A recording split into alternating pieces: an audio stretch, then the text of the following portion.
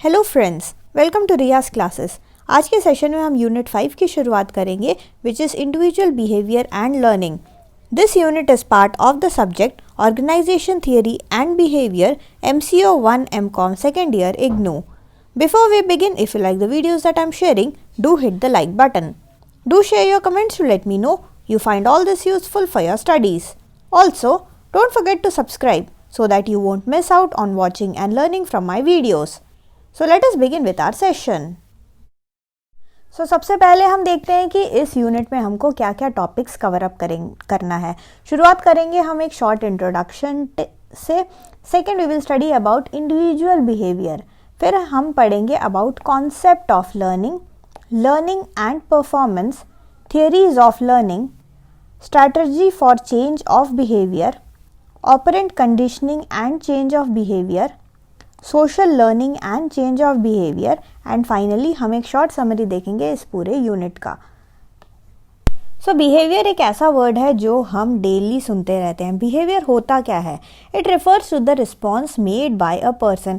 एक इंडिविजुअल जो है किस तरीके से रिस्पॉन्ड करता है, उसको अगर आप किसी सिचुएशन में डाल दो तो वो किस तरीके से उसका बिहेवियर होगा, that will be known as behaviour. ठीक है, तो आपने ऑफन सुना होगा कि आप कहीं रेस्टोरेंट में जाते हो तो आप लोग बोलते हो कि हमें जो है वहाँ के स्टाफ का जो बिहेवियर है वो बहुत अच्छा लगा, हम जो है इम्प्रेस हो गए उन लोगों के बिहेवियर से। ठीक है, तो बिहेवियर जो है एक तरीके से एक पर्सन जो है किस तरीके से रिस्पॉन्ड करेगा किसी एनवायरनमेंट स्टिमुलस में। ठीक है, कोई भी एनवायरनमेंट में किसी भी तरीके का फैक्टर हो, उस फैक्टर को देख के एक बंदा जो है किस तरीके से उसको फील होता है, किस तरीके से वो उसका रिस्पॉन्स होता है according to the environmental variables, that is known as your behaviour.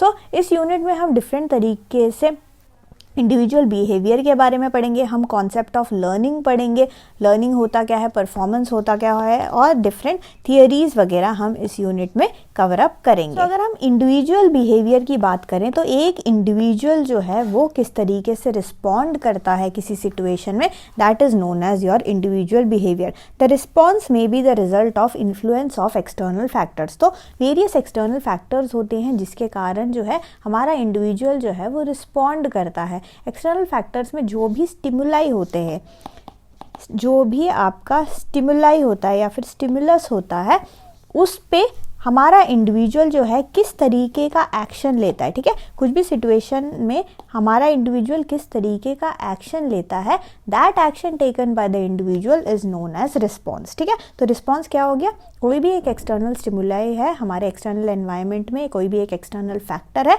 उस फैक्टर को देख के हमारा इंडिविजुअल जो है वो किस तरीके का एक्शन लेता है, उसको हम क्या बोलेंगे? It will be known as response. Different तरीके के factors, both heredity and environmental factors जो हैं वो डिटरमाइन करते हैं कि हमारा इंडिविजुअल किस तरीके से बिहेव करेगा। हेरिडिटी फैक्टर्स की अगर हम बात करें तो heredity factors refers to the characteristics transmitted by parents to the next generation. ठीक है, हम जो है जीन्स से हमने क्या क्या एक्वायर किया है अपने पेरेंट्स से, that is known as all your hereditary factors. ठीक है, तो उससे जो है एक बच्चे की कैरेक्टरिस्टिक, एक बच्चे की पर्सनैलिटी, एक बच्चे का फिजिक, ये सब जो है जनरेशन से ये सब हमारे पास आता है। ठीक है, उसका फिजिकल स्ट्रक्चर कैसा है, जेंडर क्या है, कलर क्या है, इंटेलिजेंस क्या है, ये सब जो है हमारे हेरिडिटी फैक्टर्स जो है उससे हमें मिलता है। और एनवायरनमेंट फैक्टर्स तो वही चीज़ें हैं जो कि एक्सटर्नल एनवायरनमेंट के अंदर होते हैं। कोई भी स्टिमुलस हो सकता है, कोई भी ऐसा चीज़ हो सकता है ये। ठीक है, सो इन दोनों के कॉम्बिनेशन से heredity factors and the environmental factors, इन दोनों से हमारा जो है इंडिविजुअल किस तरीके से रिस्पॉन्ड करेगा, ठीक है, that will be known as your individual behaviour. Heredity के कारण वो इन्फ्लुएंस होता है और एनवायरमेंटल फैक्टर्स के कारण भी।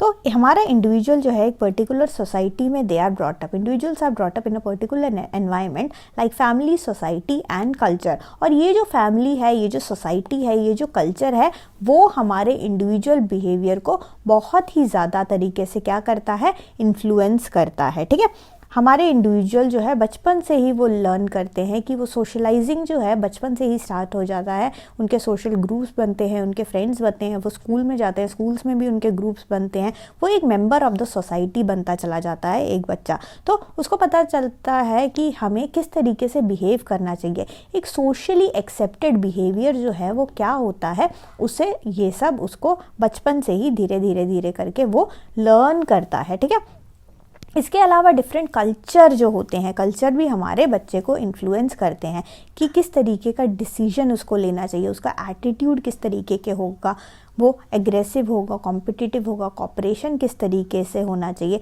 तो ये सारा चीज़ें मिला के हमारा जो एक इंडिविजुअल है उसका वैल्यूज़, एटीट्यूड जो है वो सब धीरे धीरे जो है वो बनता चला जाता है। The society and culture exert greater influence on the behaviour of individuals. ठीक है, तो हमारा जो इंडिविजुअल का जो बिहेवियर होगा it will be greatly influenced by the society and the culture that he is brought up in. Next हम देखते हैं इंडिविजुअल डिफरेंसेस के बारे में। इंडिविजुअल डिफरेंसेस यानी कि एक पर्सन जो है दूसरे पर्सन से अलग होता है, उसका जो बिहेवियर है, अगर आप दोनों इंडिविजुअल को एक ही सिचुएशन में डालोगे तो आप देखोगे कि एक का बिहेवियर जो है थोड़ा सा अलग होगा, दूसरे का अलग होगा। अब ये इंडिविजुअल के बिहेवियर में ही डिफरेंसेस क्यों आते हैं?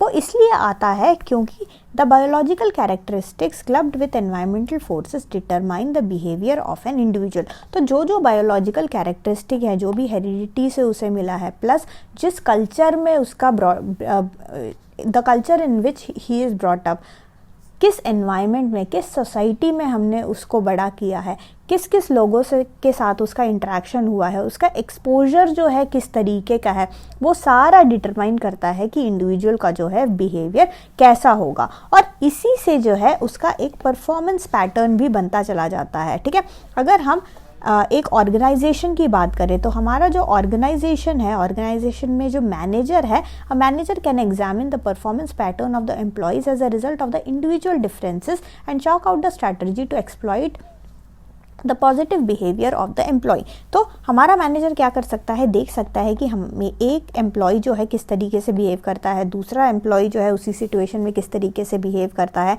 और जो है एक इस तरीके की स्ट्रैटेजी बना सकता है कि उन दोनों एम्प्लॉयज़ का जो पॉजिटिव बिहेवियर है उसको हम यूज़ करें, मैक्सिमम यूटिलाइज करें अपने ऑर्गेनाइजेशन के लिए, अपने ऑर्गेनाइजेशन का काम करने के लिए, ताकि हमारा ऑर्गेनाइजेशन जो है अपने गोल्स को मीट कर पाए। ठीक है, so major factors influencing individual differences in behaviour pattern. So कुछ डिफरेंसेस हैं, कुछ ऐसे दो साइंटिस्ट, दो बिहेवियरल एक्सपर्ट्स थे, एक तो था जॉन और एक माइकल मैटिसन।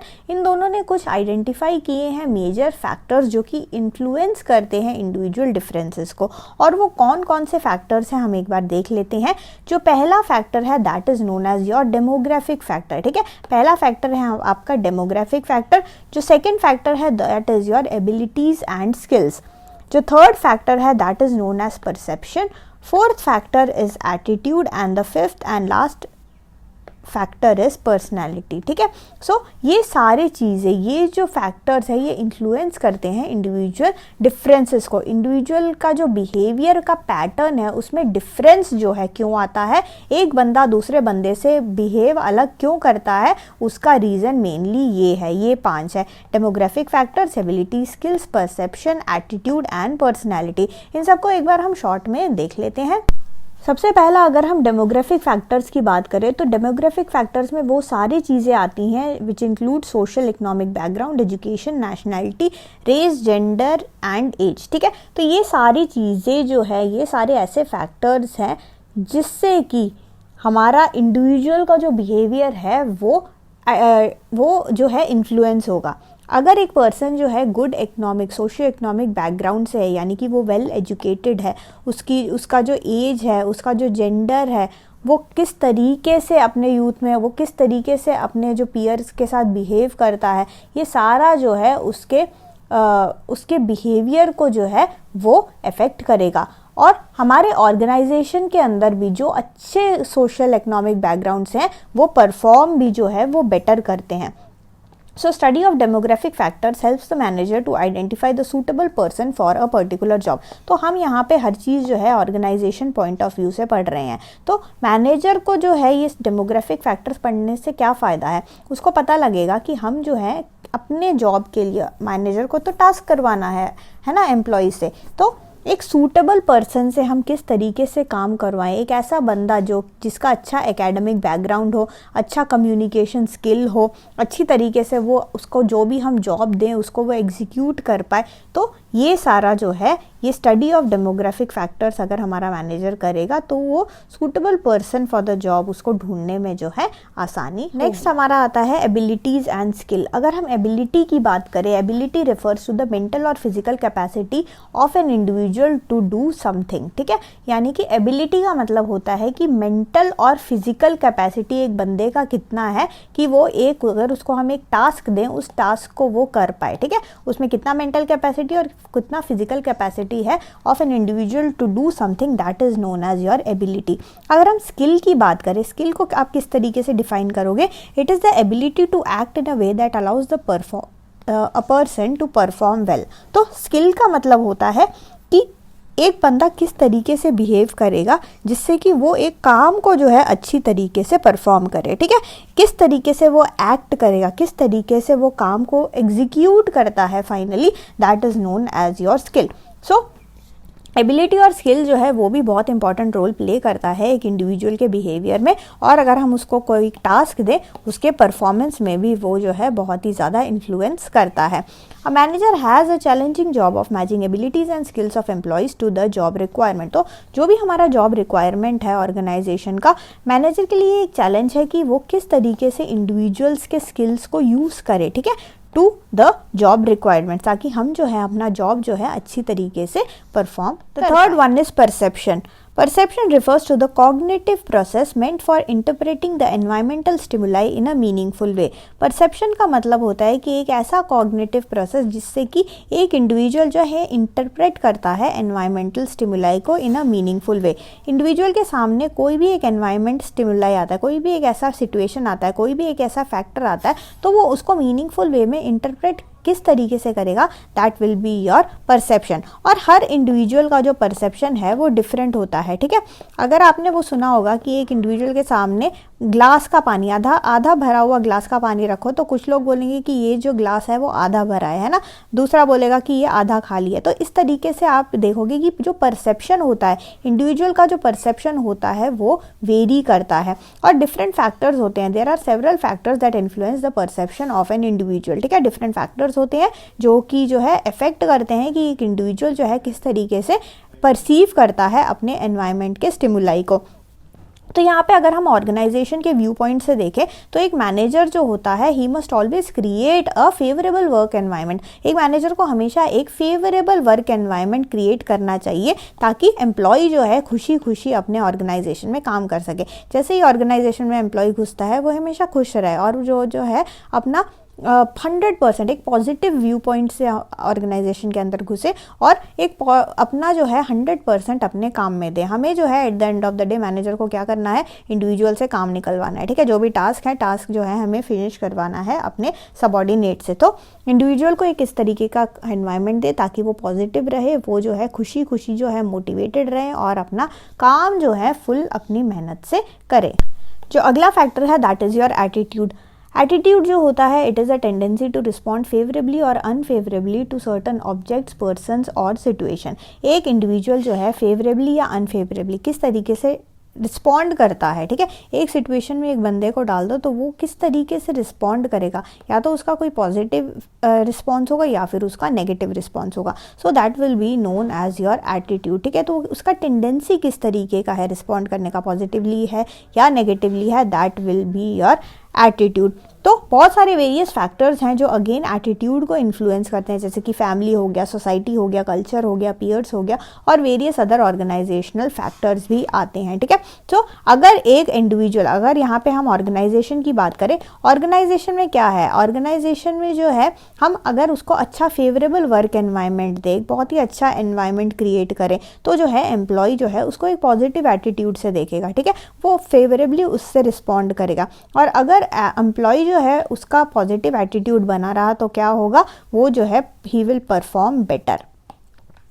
और at the end of the day again हमें जस्ट उसका परफॉर्मेंस चाहिए, हम चाहते हैं कि हम उसको जो भी टास्क दें वो जल्दी जल्दी से बहुत अच्छी तरीके से एफिशिएंटली और इफेक्टिवली जो है उस टास्क को कंप्लीट करें।